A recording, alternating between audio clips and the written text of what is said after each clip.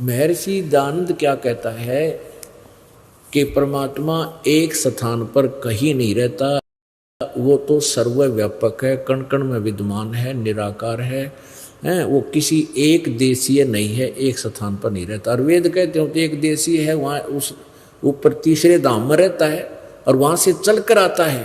ये देखना, ऋग्वेद मंडल नंबर 9 सूक्त नंबर 86।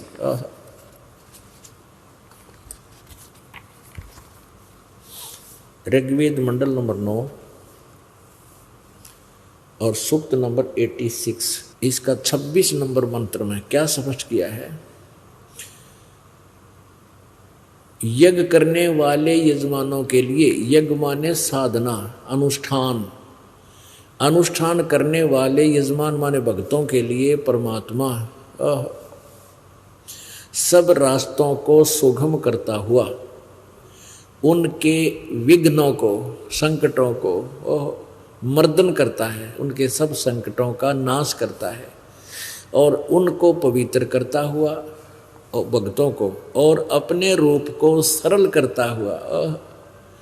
यानी परमात्मा का, पुण्यात्मा सृष्टि रचना में आपको बताएंगे कि सतलोक के अंदर कबीर देव उस सतपुरुष के एक रोमकूप में, ये बाल का छिद्र होता है, इसको रोमकूप बोलते। इसकी रोशनी इतनी है, करोड़ सूर्य मिला दे, करोड़ चंद्रमा मिला दे तो भी एक रोमकूप की शोभा ज्यादा है।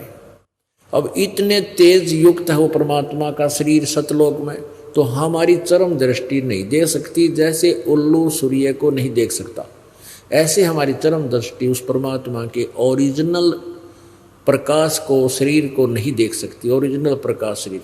तो परमात्मा क्या करता है कि अपने उस ओरिजिनल तेज को हल्का बना के, हल्का तेज पुंज का बना के यहाँ आता है।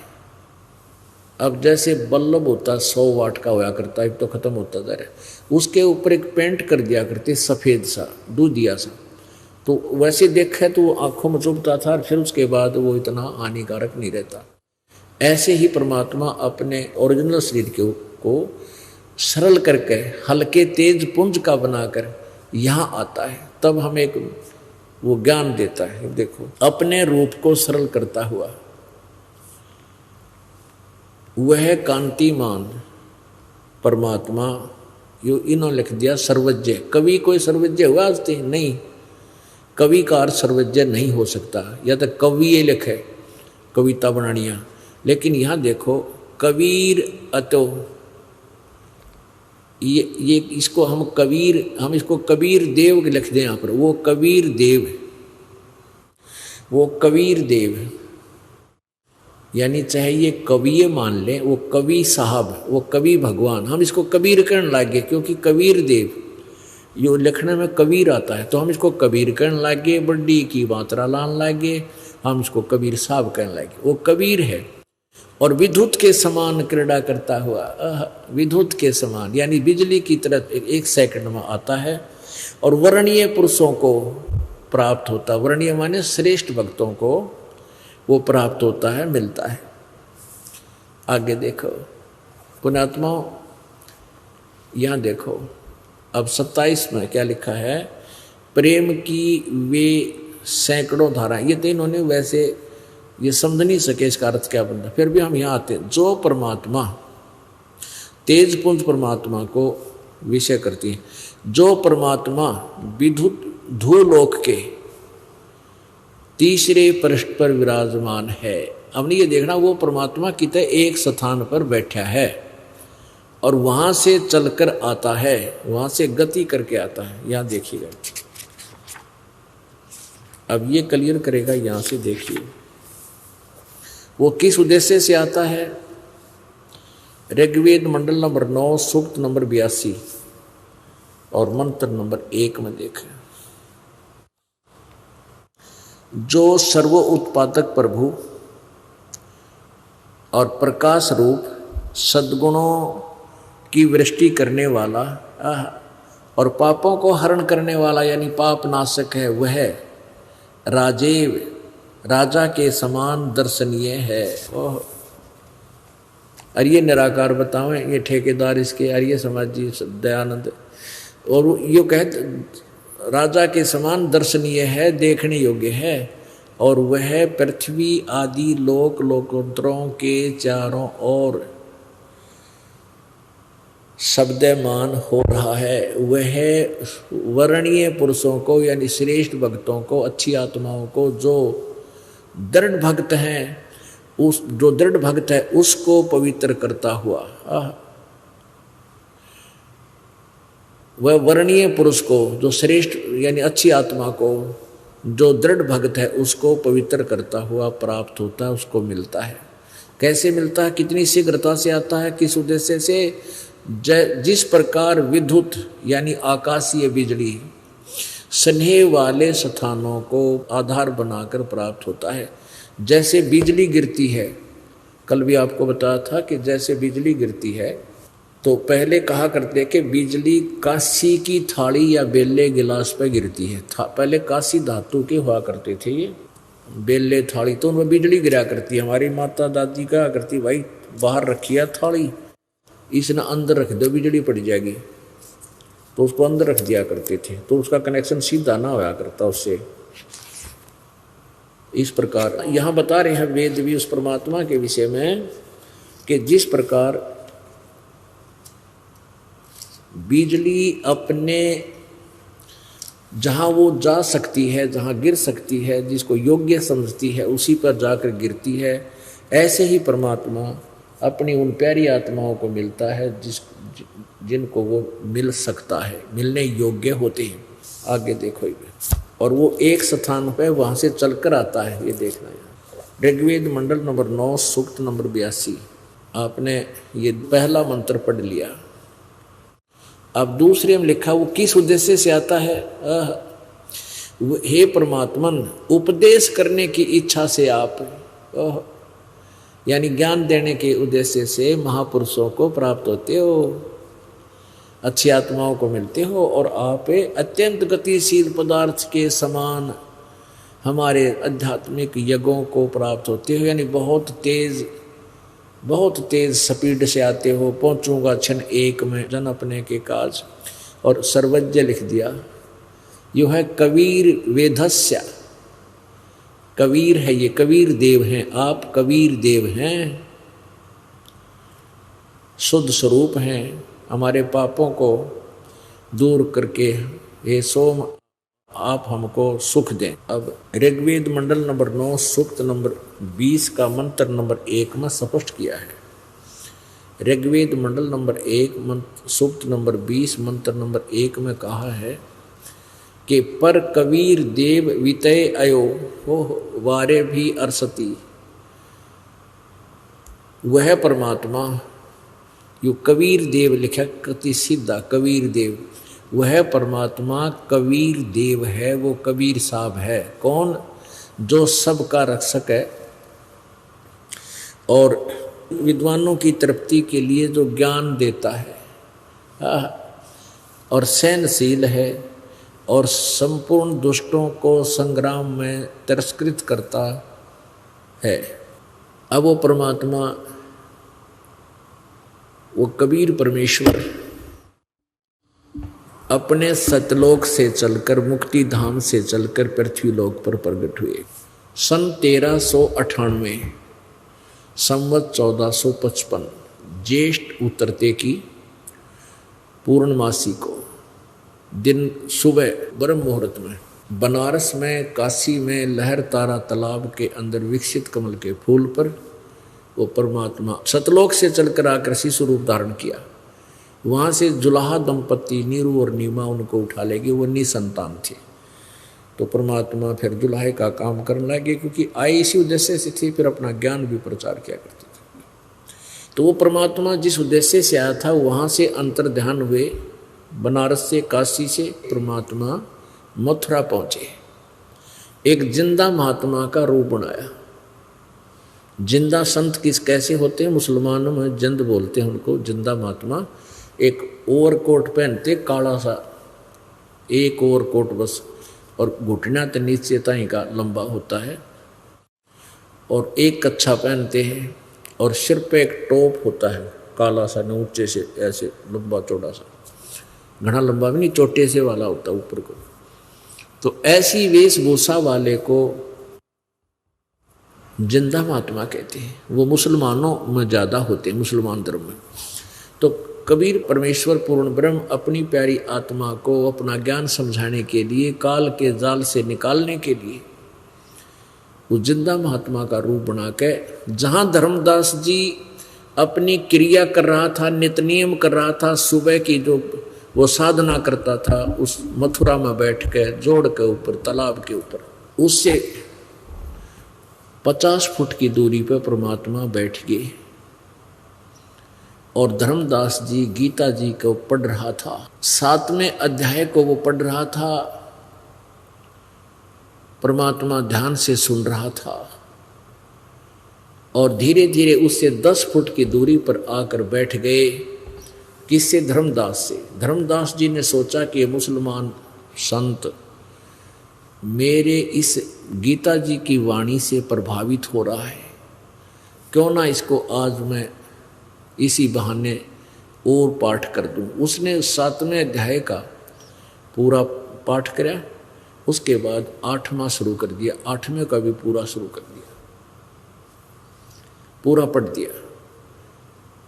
जब उसने पूरा पढ़ लिया, जब परमात्मा बोले, सारी क्रिया उसने कर ली, कबीर परमात्मा बोले कि हे महात्मा जी, पुण्यात्माओं, आप जब इस ज्ञान से परिचित हो जाओगे, आपकी आंखों से आंसू नहीं सूखेंगे इस भगवान की लीला देख के। अभी तो आपका नशा है, इस काल का अज्ञान है, आपकी ये बातें ना समझ, हमारी कबीर भगवान होगा। 100% कबीर इज गॉड, ये हमारा सबका पिता है, हम सबका मालिक है, हम इसकी संतान हैं। और माता पिता को दुख हुआ कर अपने बेटे दुखी, बेटा बेटी दुखी दिखे जब, और काल को कोई दुख नहीं होता, दूने आनंद लेता है। हमें इसलिए दुखी और कर रहा है कि परमात्मा ने इसको वहाँ से निकाल दिया था, काल को सतलोक से, हमें इसलिए दुखी कर रहा है कि वो भी दुखी होगा जितना मैं इनको परेशान करूँगा। इस उद्देश्य से हमें सबको यहाँ इसने बहुत तंग कर रखा है। अब देखो, वो पूर्ण परमात्मा उस 2 कौड़ी के जीव धर्मदास से कहता है, हे महात्मा, मैं बिल्कुल अबोध हूँ, मुझे ज्ञान नहीं है, मैं बहुत भटक लिया हूँ, ना जाने कहाँ कहाँ मैंने संतों महापुरुषों से ज्ञान समझना चाहा है, परंतु मेरी संतुष्टि नहीं हुई। आपके ज्ञान में मुझे बहुत दम लग रहा है, आप मुझे कुछ ज्ञान सुनाओ, मुझे कुछ भेद बताओ अल्लाह के बारे में, गॉड के बारे में, परमात्मा के विषय में। अब पुण्यात्माओं, धर्मदास और फूल गया।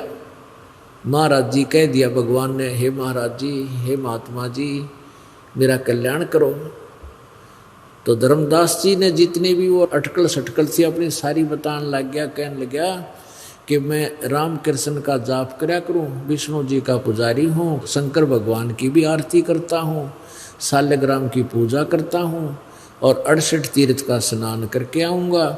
इस प्रकार मैं मोक्ष प्राप्त करके और स्वर्ग चला जाऊँगा। विष्णु जी सर्वशक्तिमान हैं, सर्वेश्वर हैं, इनके कोई माता पिता नहीं, सभी सृष्टि के रचनहार यही है। अब परमात्मा ने कहा कि भक्त आत्मा, आप नाराज ना होना, क्योंकि मैं अपने शंका का समाधान चाहूँगा, और उसके लिए मेरे कोई प्रश्न ऐसा वैसा हो जाए तो आप नाराज ना होना, अक्षुब्ध ना होना। धर्मदास जी बोले, नहीं नहीं, बोलो बोलो, क्या चाहते हो। परमेश्वर ने कहा कि आप बताते हो कि जो पाप करते हैं, जीव हिंसा करते हैं, उनका मोक्ष नहीं होता। धर्मदास जी कहने लगे, ये तो सत्य है, जो पाप करता है, जीव हिंसा करता है, वो तो कभी भी मोक्ष नहीं प्राप्त कर सकता, वो तो पापी प्राणी है। तो परमात्मा ने कहा कि आप कहाँ से चलकर आए हो, कि मैं बांधवगढ़ से आया हूँ। बांधवगढ़ यहाँ मथुरा से कितनी दूरी पर है,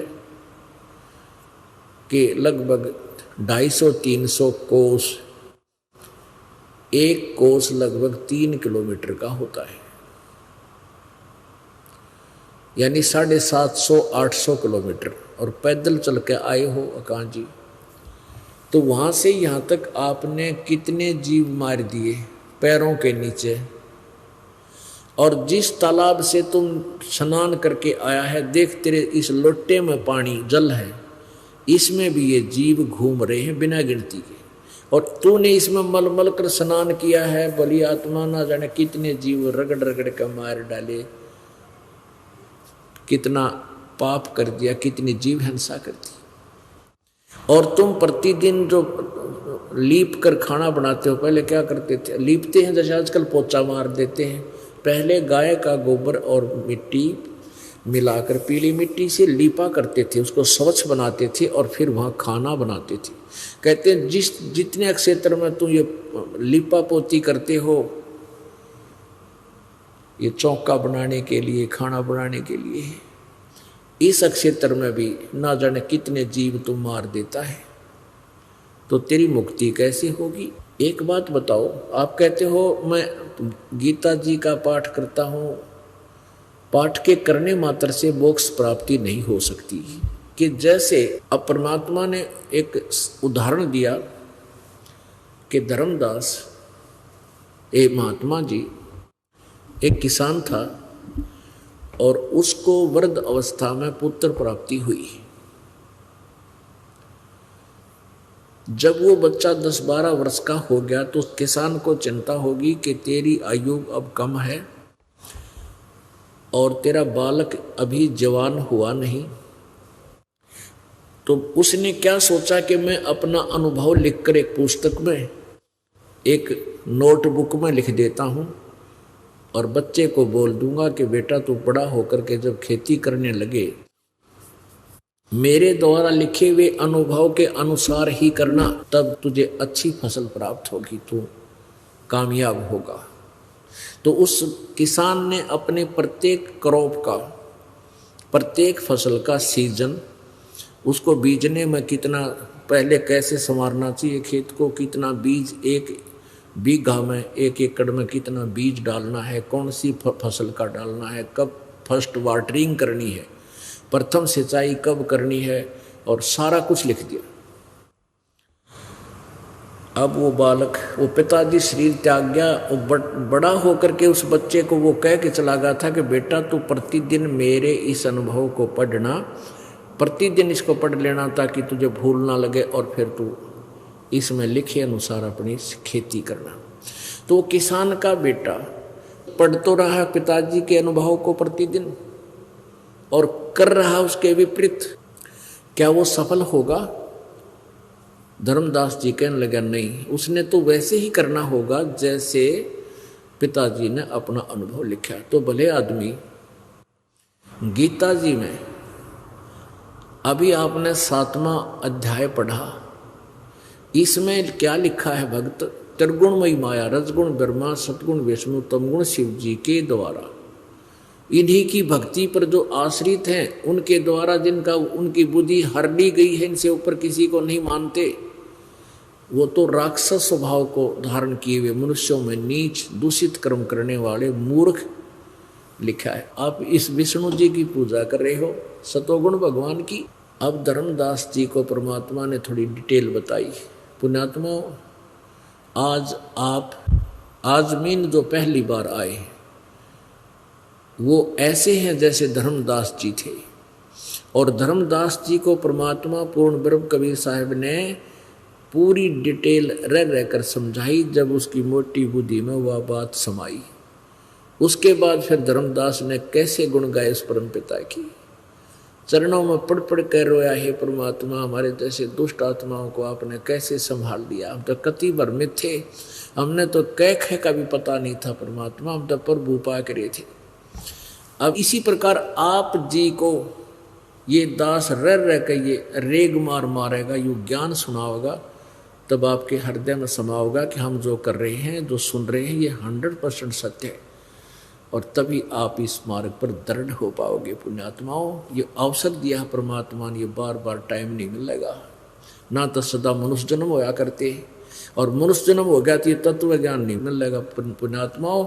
और जो तत्व ज्ञान और ये दास पूरे मंत्र युक्त परमात्मा ने आपके पास भेज रखा है, ये सारा जो जुगाड़ कदे कदे जुड़ा कर, यानी सब अवसर सारा कुछ व्यवस्था बहुत ही बहुत पुण्य कर्मों के कारण आपको प्राप्त होता है, आज आपको उपलब्ध है। आप जी को 7वें अध्याय में प्रवेश करने से पहले ये दिखाना होगा कि रजगुण ब्रह्मा है, सतगुण विष्णु, तमगुण शिव जी। तब आप इस 7वें अध्याय के गूढ़ रहस्य को समझ सकोगे। ये देखिएगा, श्रीमद् देवी भागवत सभाष्टीकम, यानी संस्कृत सहित है ये देवी भागवत, श्रीमद् देवी भागवत हिंदी टीका सहित भाग 1। अथ श्रीमद् देवी भागवत, अथ देवी भागवतम सभाष्टीकम सहमात्यम, खेमराज श्री कृष्ण दास प्रकाशन बंबई से। ये देखिएगा, ये तीसरा स्कंध यहाँ से प्रारंभ होता है। अथ श्रीमद् देवी भागवते भाषा टीका युक्ते तृतीय स्कंध है प्रारंभते, यहाँ से तीसरा स्कंध प्रारंभ होता है। और यहाँ देखिएगा प्रश्न नंबर 11, देवी भागवत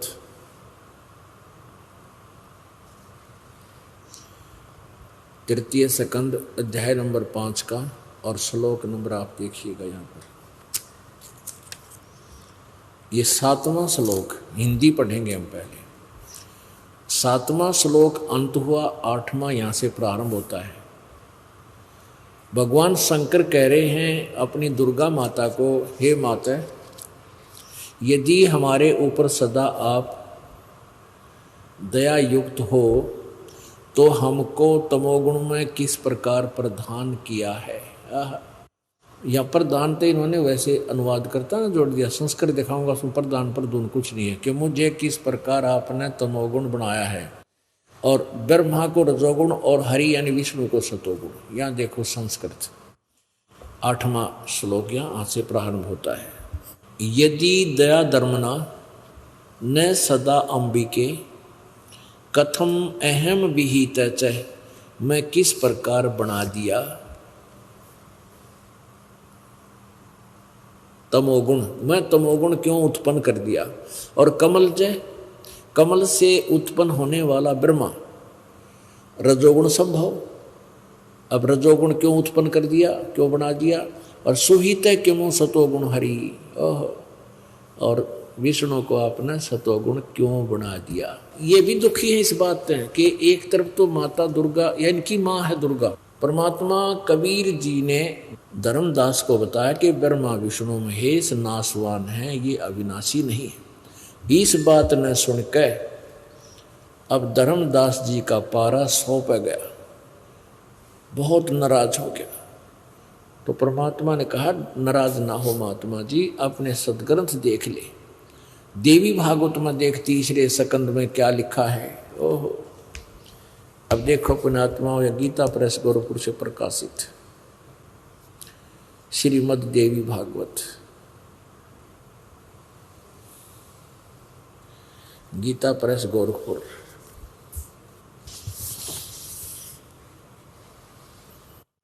संपादक हनुमान प्रसाद पोदार, चिमनलाल गोस्वामी, गीता प्रेस गोरखपुर से प्रकाशित और मुद्रित है। गीता प्रेस गोरखपुर, गोविंद भवन कार्यालय कोलकाता का संस्थान। अब तीसरा स्कंद,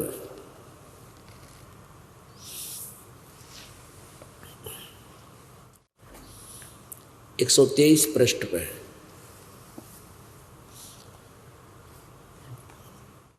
भगवान विष्णु माता दुर्गा को के विषय में कह रहे हैं, तुम शुद्ध स्वरूपा हो,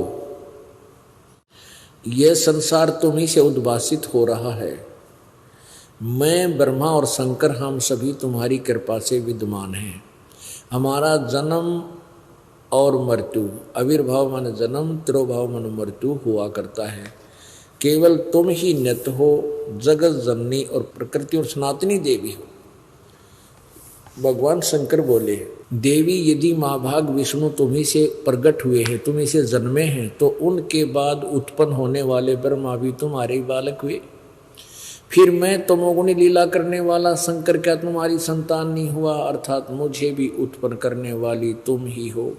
शिवे संपूर्ण संसार की सृष्टि करने में तुम बड़ी चतुर हो। और देखिए नीचे, इस संसार की सृष्टि सतिथि और संहार में तुम्हारे गुण सदा समर्थ हैं। उन्हीं तीनों गुणों से उत्पन्न हम ब्रह्मा विष्णु एवं शंकर, अर्थात रजगुण ब्रह्मा, सदगुण विष्णु, तमगुण शिव जी नियम अनुसार कार्य में तत्पर रहते हैं। अब धर्मदास जी देख रहे हैं, ऐसा समझ रहे हैं जैसे कोई स्वप्न तो नहीं देख रहा हूं, मैं रोज पढ़ा करता इन सदग्रंथों को। एक झलक शिवपुराण की भी देखो, क्योंकि अभी तक हमारे को उल्टे रंग में, गलत ज्ञान में घना आरूढ़ कर रखा था। अब उस रंग को हटाने के लिए, एक कंसेप्ट को क्लियर करने के लिए कितने प्रमाण आपको दिखाने पड़ेंगे, तब यो मन मानने तो मानर ना भी माने, क्योंकि काल के दबाव बहुत ज़्यादा है। लेकिन मना के छोड़ेंगे हम, ऐसी बात थोड़ी है। ये देखो शिवपुराण, संक्षिप्त शिवपुराण, गीता प्रेस गोरखपुर से प्रकाशित। अगर ये अनुवाद किसी और का किया हुआ होता तो कोई ना माने हिंदू। अब गीता प्रेस गोरखपुर को तो कति राज्यों का मानना है कि इसमें जो लिखा सही है। संपादक हनुमान प्रसाद पोदार, और ये गीता प्रेस गोरखपुर से प्रकाशित और मुद्रित है। अब देखना इसके 110 पृष्ठ पे रुद्र संहिता, और 110 पृष्ठ पे, 110 पृष्ठ पे संक्षिप्त शिवपुराण। इस प्रकार ब्रह्मा, विष्णु और रुद्र इन तीनों देवताओं में गुण हैं, किंतु शिव गुणातीत माने गए हैं। ब्रह्मा, विष्णु और ये शंकर, शिव, इन रुद्र को, शंकर को, इन तीनों देवताओं में गुण है, रजगुण ब्रह्मा, सतगुण विष्णु, तमगुण शिव जी। परंतु शिव ये काल इनते न्यारा है। यहां देखो, इसका भी एक और बताना पड़ेगा आपको, पृष्ठ 25-26 पे और देखना पड़ेगा। ये देखते रहे, ये है भगवान ब्रह्मा और विष्णु जी का आपस में झगड़ा हो गया। ब्रह्मा बोला मैं तेरा बाप, विष्णु जी का मैं तेरे बाप, लट्ठम लट्ठा मुक्कम मुक्का हथियार काट लिए। तब इस काल ने इनके, इस ब्रह्म ने इनके बीच में सतम रख दिया। उसके बाद ये स्वयं आ गया। फिर इनसे क्या वार्ता करता है? ब्रह्मा और विष्णु ने पूछा, प्रभु सृष्टि आदि 5 कर्तों के लक्षण क्या है, आप हम दोनों को बताइए। भगवान शिव बोले, मेरे कर्तव्यों को समझना अत्यंत गहन है। अब ज़्यादा ना समझ कर हम यहाँ आते हैं। एक ये 26 पृष्ठ पे काल बोला, पुत्रो, ए बेटो, तुम दोनों ने तपस्या करके प्रसन्न हुए मुझ परमेश्वर से सृष्टि और सतिथि नामक 2 कृत प्राप्त किए हैं। ये दोनों तुम्हें बहुत प्रिय हैं। इसी प्रकार मेरी विभूति स्वरूप रुद्र और महेश्वर में 2 अन्य उत्तम कृत, संहार और तिरोभाव मुझसे प्राप्त किए हैं। अब ये 4 हो गए, दोनों ब्रह्मा विष्णु और रुद्र और महेश्वर। इन ते न्यारा है वो काल, जो गीता बोल रहा है वो इनसे न्यारा है। यू कहता ना कि तीनों देवताओं में गुण है, लेकिन वो तो इनते न्यारा माना गया ब्रह्मा विष्णु में से। तो अब हम उसी को पढ़ेंगे। अब देखिएगा गीता जी 7वां अध्याय के ये 4 श्लोक, श्रीमद् भगवत गीता। इसके अनुवादक हैं जय दयाल गोविंद का। अब 7वें अध्याय का हम 12 से शुरू करेंगे। वैसे तो 1 से भी बहुत अच्छा है, लेकिन हम अपना शॉर्ट बोलेंगे जो जहाँ से हमने इसको समझना है। ये देखना, अध्याय नंबर 7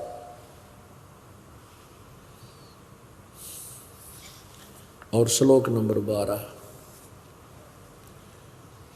अब क्या कहता है गीता ज्ञान दाता? ये ब्रह्मा विष्णु महेश से जो अलग है, चौथा है, वो क्या कहता है कि रजगुण ब्रह्मा जी से संतानो उत्पत्ति सृष्टि, और विष्णु जी से सतिथि, सतगुण विष्णु से सतिथि, और तमगुण शिव जी से जो संहार हो रहा है, इसका मुख्य कारण मैं हूँ। लेकिन मैं इनमें नहीं, मैं इनसे अलग रहता हूं। देखिएगा अध्याय नंबर 7 का अब श्लोक नंबर 12 देखिए यहां पर।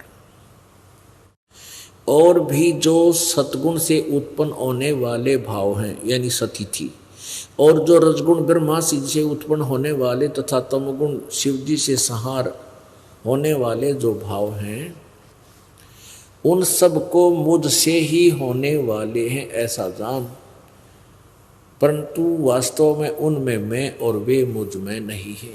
अपने आत्मा ये क्या कहता है कि ब्रह्मा जी के रजोगुण के प्रभाव से होकर के सब प्राणी संतानों उत्पत्ति करते हैं, और विष्णु जी के सतोगुण के प्रभाव से एक दूसरे मोह ममता रहती है, और तम गुण शिव जी संहार कर ही देता है। कहता है ये मुख्य कारण इनका मैं ही हूँ, मेरे से ही हो रहा है, क्योंकि काल को 1 लाख मानव शरीरधारी प्राणी खाने का श्राप लगा है, और ये अपने तीनों पुत्रों से ये सारी व्यवस्था अपने आहार के लिए करवाई हुई है। आगे देखना 7वें अध्याय का देखना, 7वें अध्याय का 13वां हमने पढ़ लिया। गुणों के कार्य रूप सात्विक, राजस और तामस गुणमयी, इन तीनों प्रकार के भाव से ही सारा संसार प्राणी समुदाय मोहित हो रहा है। इन तीनों गुणों से परे ब्रह्मा विष्णु महेश से न्यारा जो मैं हूं, मुझ अविनाशी को नहीं जानते, नहीं जानता।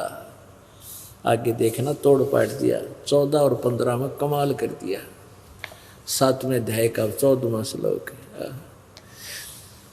कहते हैं, क्योंकि यह अलौकिक अर्थात अति अद्भुत त्रिगुणमयी मेरी माया, रजगुण ब्रह्मा सतगुण विष्णु तमगुण शिव जी द्वारा फैलाया गया जाल बड़ी दुस्तर है, खतरनाक है। और जो पुरुष मुझको निरंतर भजते हैं, यानी ब्रह्मा विष्णु महेश को ना भजकर जो ब्रह्म काल की पूजा करते हैं ओम नाम आदि से, तो इस माया को उल्लंघन कर जाते हैं, अर्थात ये तरंती यानी वो तर जाते हैं, इनसे ऊपर उठ जाते हैं, वो ब्रह्म लोक में चले जाते हैं ब्रह्म की साधना करने वाले। इसका भाव ये है। और यहाँ दुखी होता काल क्या कहता है कि वो मुझे भी ना भजते हैं, मुझे निरंतर भजते हैं, वो इन तो ऊपर उठ जाते हैं। 15वें में क्या कहा है कि इस माया के द्वारा ब्रह्मा विष्णु महेश के द्वारा ही जिनका ज्ञान हरा जा चुका है, इनसे आगे किसी की पूजा करने को, ज्ञान सुनने को नहीं मानते।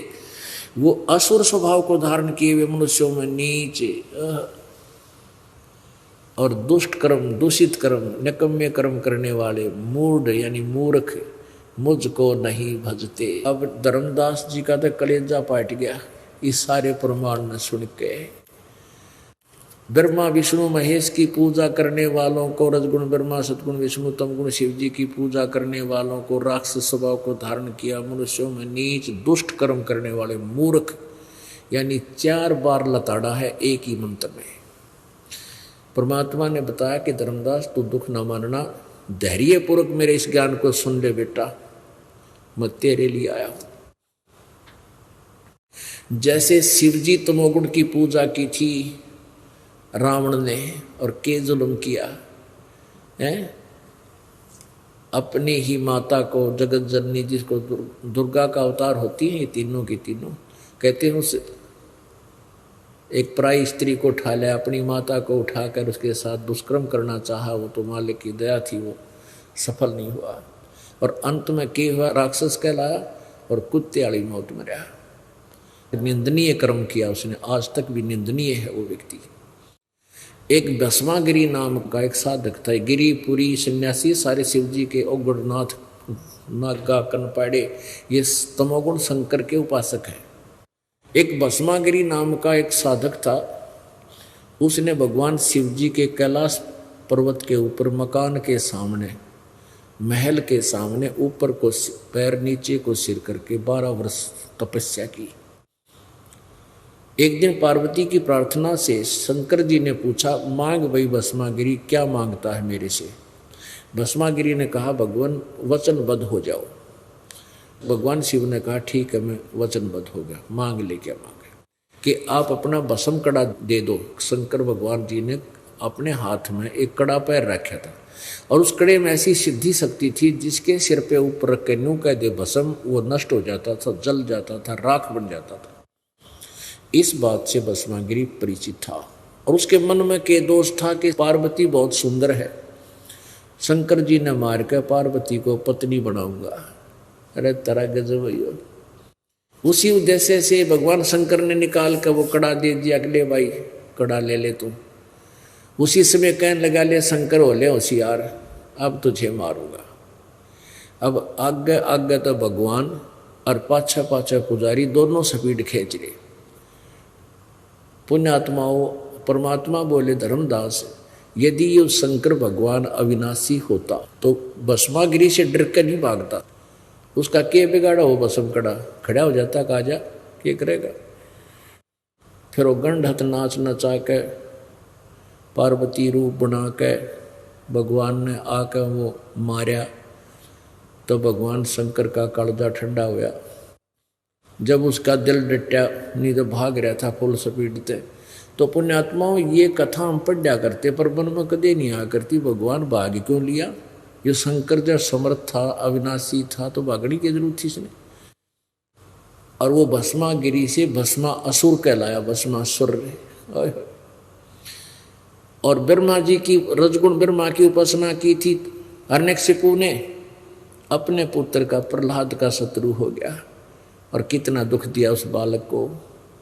केवल ज्ञान विवाद था। हिरण्यकशिपु कहा करता, तू विष्णु की भक्ति नहीं करेगा तो मेरी भक्ति कर, मैं भगवान हो गया हूँ, मैंने वरदान मांग लिए हैं, सुबह मरूँ ना श्याम मरूँ, ऐसे नहीं मरूँ, फलाना नहीं मरूँ। तो प्रहलाद कहता था, नहीं पिताजी, आप तो जीव हैं, भक्ति भगवान की ही करनी पड़ेगी। इससे बात विवाद पे कितना दुख दिया उस बालक को। आखिर में परमात्मा ने उसको आके मारना पड़ा, नरसिंह रूप धारण करके। तो राक्षस कहलाया आखिर में। ब्राह्मण बाणा क्रम कसाई, ब्राह्मण माने भक्त, वो तो साधना करके भगत को आवर, कर्म कसाई जैसे। ब्राह्मण बाणा क्रम कसाई, हिरणा कुछ छाती तड़वाई। हिरण्यकशिपु ने कहते छाती तड़वाई, उसका बक्कल तारा भगवान ने आके। भगत को आवर जुल्म इसे करे। एक बार कुंभ का मेला भरा, काफी वर्ष पहले की बात है। कुंभ के मेले की पर भी लगी हर पैड़ी हरिद्वार में। तो वहां पर ये सब गिरी पुरी वैष्णो विष्णु जी के साधक होते हैं, और गिरी और पुरी नागा कनपाड़े ओगड़ गौरी आदि होते हैं, ये शिव जी के उपासक होते हैं, तमोगुण शिव के। तो वहाँ हर की पैड़ी पे स्नान करने के लिए पर भी लगी। ये सभी अपने अपने ग्रुप में चले जाते हैं। गिरी अलग, पुरी अलग, सन्यासी न्यारे, नागा न्यारे, वैष्णो अलग से, कनपाड़े अलग से, वैसे नाथ न्यारे। तो ऐसे वहाँ इकट्ठे हो गए। स्नान करने के जब समय निकट आया तो सबसे पहले नागा, जो कति नंगे रहते हैं, शिव जी के उपासक हैं, वो पहुँच गए हर की पैड़ी पे। हजारों, कई हजार की संख्या में खड़े हो गए। पीछे से वैष्णो साधु आ गए, विष्णु जी के उपासक। वो कहने लगे, नागाओ तुम बाद में स्नान करना, हम पहले स्नान करेंगे, हम श्रेष्ठ हैं। नागा बोले, नहीं, हम श्रेष्ठ हैं, हम तो निवस्त्र रहते हैं, हमें किसी की इच्छा ही नहीं है, हम वस्त्र भी धारण नहीं करते हैं, हम सर्वश्रेष्ठ हैं। वैष्णो साधु कहने लगे विष्णु जी के उपासक सतोगुण के, कि भाई तुम काहे के श्रेष्ठ हो, नाते ना धोते हैं, शरड़ फरड़ टट्टी के हाथ भी ना धोते, राख लपेटे हंडो पशु की तरह, बाहर मरो नग्गे हंड लाग रहे मूर्खो, बाहर निकलो तुम, हम स्नान करेंगे पहले। अब नागाओं ने फेर लिया मुंह, उल्टे हो गए कि ले आ जाओ, तुमने समारा पहला। यानी वो भगवान भूल गए, हर की पैड़ी याद रही ना, वहाँ पर भी भूल गए, और लट्ठम लट्ठा मुक्का मुक्का बुड़का भरे एक दूसरे पशु की तरह, और कट्टे तलवार मारे, कटारी घोंप दें एक दूसरे का, तीर ठोकें। 25,000 वो त्रिगुण उपासक, रजगुण ब्रह्मा, सतगुण विष्णु, तमगुण शिव जी के उपासक वहाँ कटके मर गए। तो इसलिए कहा कि देखो, स्नान करते समय 10 व्यक्ति नहा रहे हैं और 11वां आ गया, और वो ये कह दे भाई मैं भी नहा लूँ, स्नान कर लूँ यहाँ पर, कहा जाओ घाट पे आज आप भी नहा लो। एक आम आदमी भी ऐसा दुर्व्यवहार नहीं करता जैसे नाला का ने कर दिया। बता कि गंगा का पानी खराब हुआ था, वो नहा लो, बाद में नहा ले, 2 मिनट बाद से नहा लो भाई, कोई बात ना, ये तो अमृत जल आने लग रहा पीछे, तो ताज़ा ताज़ा, इसमें तो कितने कितने नहा लो तो भी खराब ना हो। तो फिर वह वाणी गलत हो जाए भगवान की। गीता जी की राक्षस स्वभाव को धारण किए मनुष्यों में नीच दूषित कर्म करने वाली ये मूर्ख हैं जो तीनों गुणों रजगुण ब्रह्मा सदगुण विष्णु तम गुण शिव जी की पूजा करते। अब इस बात ने सुनकर धर्मदास आँखें भी देख ली, पढ़ा के भी दिखा दिया परमात्मा, देख ले तेरी गीता जी, साथ ले रखे थे उसने 1-2 शास्त्र, और फिर भी ना मान्या। न बोला जिंदा तू गलत ना बोला है, घना मत बोला मेरे तना दिल दुखा दिया। अब परमात्मा उसके सामने से अंतर ध्यान हो गए, ओए होए होए, अंतर ध्यान हो गए, कति एकदम जन सामने से अदृश्य हो गए। अब धर्मदास जी का कलेजा फट गया। उत्तरा गजब, ये तो कोई देवता था, कोई महापुरुष आया था, और देख कितनी अच्छी अच्छी बातें बता रहा था। रत मैं तो बड़ा पापी आत्मा हूँ और मैंने सत्य को स्वीकार नहीं किया। बहुत रोया, बहुत रोया, सारी रात रोता रहा। देख कितनी सच्ची बातें बता रहा था और मैंने इसके साथ अभद्र व्यवहार कर दिया, ये भी मुझे मिलेगा नहीं। ओए होए, अब ये मिले नहीं। अरिया भक्ति मेरे तो को ना, जो पहले वाली कर रहा था मैं, अब कत्ती भूल के भी ना, उसे तो मन हट गया कत्ती। अब सारी रात रोता रहा। सुबह उसने सोचा तू वक्त से उठ, स्नान करया, स्नान करके रोटी बनाने लग गया। खाना खुना भक्ति भक्ति भूल गया उस दिन। सुबह वक्त से उठ के खाना बनाने लग गया कि रोटी खा के चलूंगा यहाँ से, अपना घर न जाऊंगा। अब सुबह वक्त उठकर एक चूल्हा बना रखा था मिट्टी का, लकड़ी तोड़कर ला रखी थी जंगल से। एक मोटी लकड़ी, एक कुछ सहयोगी लकड़ियां उसके साथ लगा के आग जला दी और तवा रख कर रोटी बनाने लग गया। अब वक्त से उठा था, खाना बनाते बनाते एक आधी को सब्जी बनाई, फिर रोटी बनाने लगा। इतने में सूर्य उदय हो गया, रोशनी सी होगी, और उधर से वो मोटी लकड़ी जलती जलती निकट आएगी चूल्हे के दौरे। उसने क्या देखा धर्मदास ने, अरे तेरे की, इसमें से तो वो अंदर से थोथी थी, वो लकड़ी होलो थी, और जंगल की लकड़ी कुछ सूखी कुछ हाली। तो उसमें से बाहर के हिस्से पर आखिरी एंड पे उस पर तरल पदार्थ सा उबल रहा था, और चींटियां अंदर से निकल रही थी उस लकड़ी से, अपने अंडे मुंह में दे के, मुख में रख के, और बाहर निकलने की चेष्टा करती थी। कुछ तो आगे अग्नि से चटक मटक जल रही थी, और कुछ बाहर उस गर्म उस तरल पदार्थ पे पड़ के चटक चटक हो रही थी।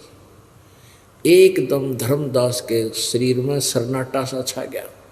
अकरे तेरे के आज तो जुल्म हो गया, यह तो इतनी लंबी लकड़ी थी, ये भगवान, अरे ये थोड़ी सी बच गई, इतनी इसमें तो ना जाने कितनी कीड़ी मर गई, अंडों समेत मर गई, आज तो जुल्म हो गया, मुझे तो घोर पाप लग गया। फटाफट उस पर पानी डाला और सोचा कि आज इस भोजन को मैं नहीं खाऊंगा, यह पाप का भोजन है, किसी साधु संत को खिलाऊंगा। अब उसने वह सारी बात, सारा भोजन इकट्ठा किया, थाली में रखा, ऊपर कपड़ा डाला और संत की तलाश में चल पड़ा।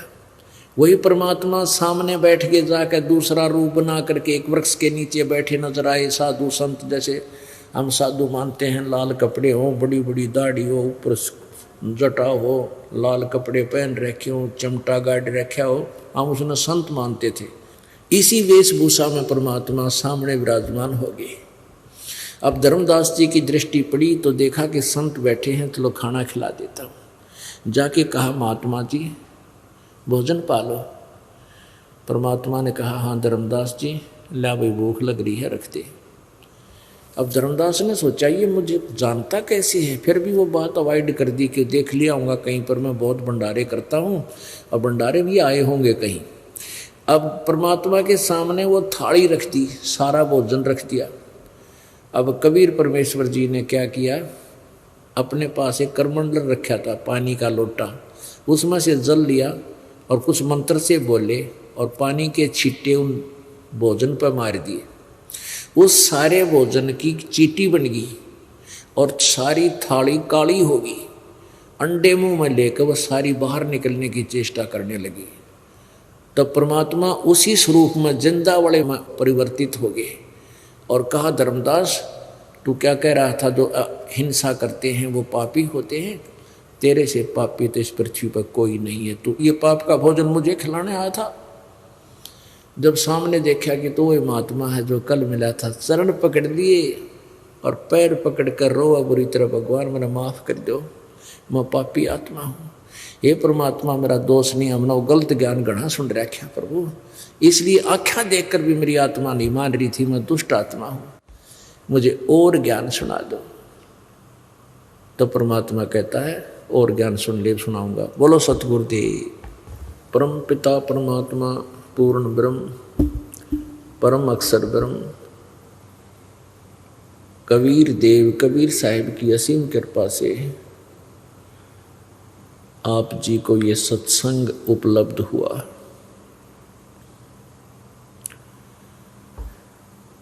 पुण्यात्माओं, आप परमात्मा की विशेष प्रिय आत्मा है।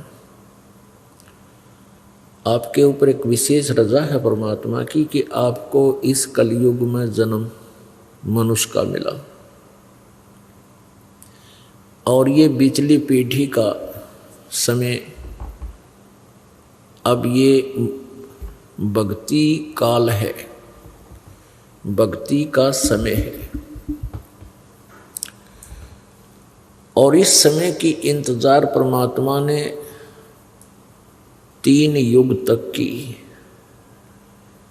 कलयुग का ये समय आवेगा, मानव समाज शिक्षित होगा और शिक्षित होगा तो मेरे को पहचान पावेगा, क्योंकि जिन सदग्रंथों को हम सभी यानी जो भी जिस धर्म से संबंधित है वो अपने धार्मिक सदग्रंथों को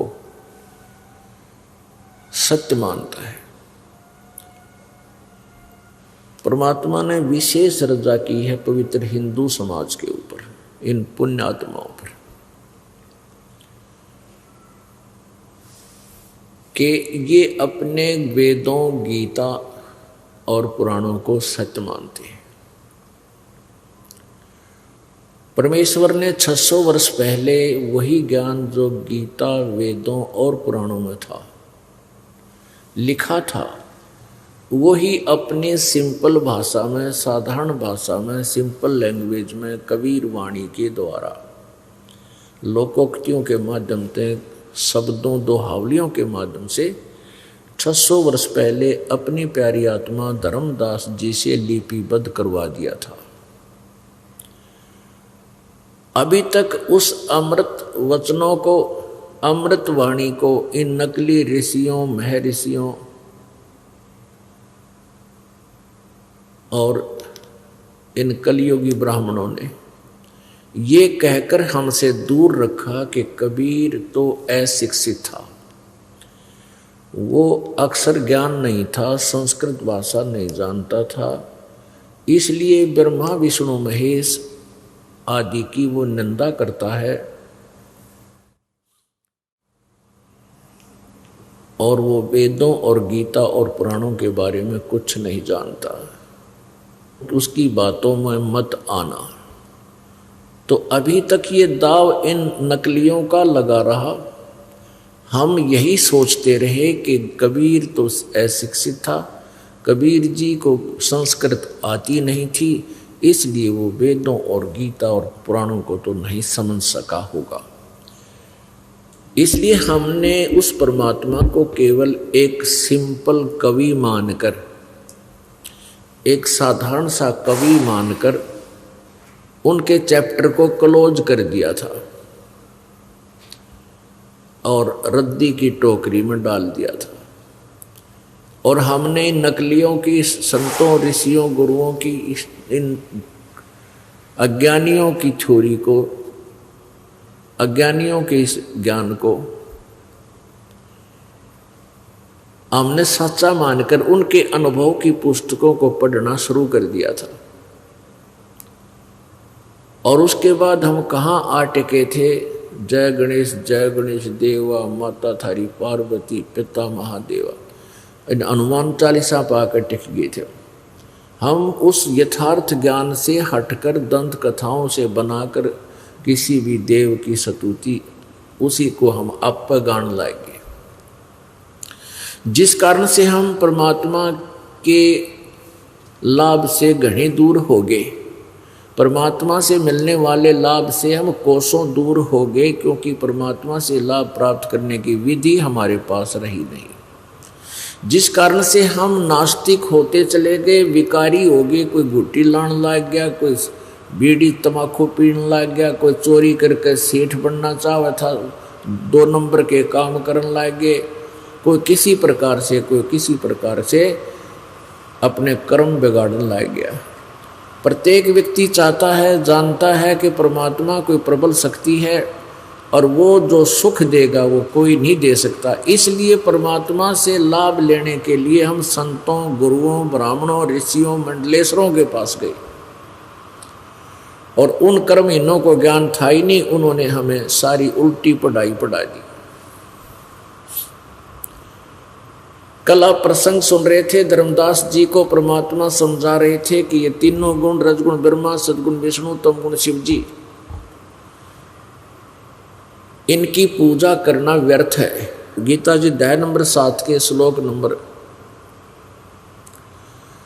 12 से लेकर 15 तक आपको प्रत्यक्ष दिखाया और समझाया। पुण्यात्माओं, यहाँ एक शंका उत्पन्न हो जाती है कि भी क्या ब्रह्मा विष्णु महेश यूजलेस हैं? कई भक्त प्रश्न करते हैं कि मैं तो विष्णु जी का बहुत ज़्यादा पुजारी हूँ, शंकर जी का मैं पुजारी हूँ, मेरा उनके अंदर एक विशेष घनिष्ठ संबंध है, लगाव हो चुका है, मैं उनको छोड़ नहीं सकता।